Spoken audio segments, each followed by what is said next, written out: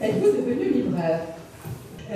D'abord parce que j'aime les livres, mais pas seulement. C'est aussi c'était une question d'opportunité, l'envie de changer de métier. J'étais journaliste et je ne me voyais pas journaliste jusqu'à la retraite.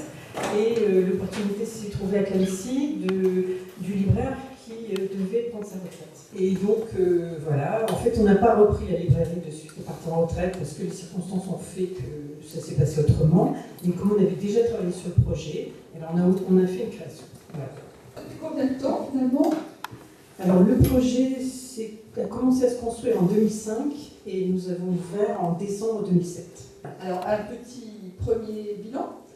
Alors le bilan ainsi que on a reçu un accueil très chaleureux déjà, donc voilà. Il y a une zone de chalandise importante, donc voilà. Bon, c'est vrai que c'est juste limite, on va dire. Hein. C'est quand même pas très facile. Disons qu'on amortit nos investissements. Il faut pas se mettre libraire pour faire fortune, c'est sûr. Alors on connaît les difficultés parce que c'était allé dans la presse des libraires indépendants dans les villes, enfin le problème des loyers très élevés, la baisse du nombre de lecteurs, la concurrence. Mais pour une petite librairie, une petite ville de province, est-ce que les problèmes sont les mêmes ou d'une autre nature? Alors les problèmes sont différents en milieu rural parce que déjà il y a le problème de la livraison. Parce que le transport est quand même un coût assez important. Et on ne peut pas être livré, on ne peut pas commander des livres tous les jours et être livré tous les jours.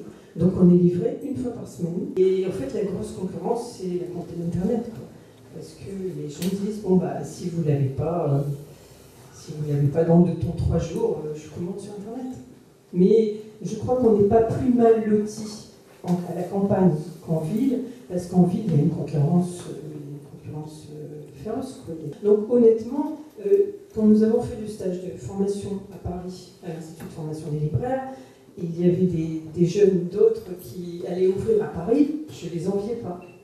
Parce que je pense que c'est presque plus facile d'ouvrir une librairie en région, en province, qu'à Paris. Alors le problème aussi, c'est que quand on fait une création, il est très difficile d'obtenir des marges intéressantes de la part des distributeurs. Ce sont les distributeurs, les diffuseurs qui fixent les marges. Et donc les marges, ça dépend de l'ancienneté de la librairie, parce que ça dépend du chiffre d'affaires. Quels livres avez-vous les mieux vendus cette année? De l'année, nous faisons une colle. De la rentrée littéraire, ce qui démarre le mieux, je le disais, c'est Le Royaume d'Emmanuel Carrère. Et Éric Crénart aussi, souvent bien. Et puis aussi Catherine Pancol. D'accord. Voilà, non, pas de bonne vente. Et sinon, nous avons aussi une bonne vente, c'est le journal de Vézelay. Ah! Il y a des occurrences locales, on va dire, voilà, des choses qui sont liées au contexte. Oui, mais vous faites partie aussi, Christine, avec les millefeuilles de librairie qui essayent d'enrichir le métier, justement en recevant les écrivains, en valorisant les écrivains qui n'habitent pas trop loin, en mettant des coups de cœur dans votre librairie.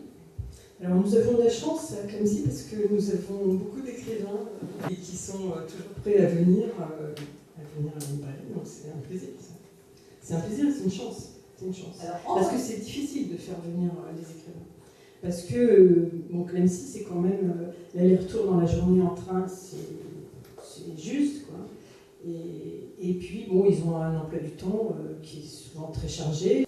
Alors, on dit que la rentrée littéraire pour les libraires, pour une petite librairie comme la vôtre, c'est une catastrophe, avec l'arrivée de 600 titres, des problèmes de gestion du stock épouvantables, des retours inévitables. Non, la rentrée littéraire, c'est pas une catastrophe. Non, c'est une chance. Parce que la rentrée littéraire, on vend quand même on vend beaucoup de livres à la rentrée littéraire.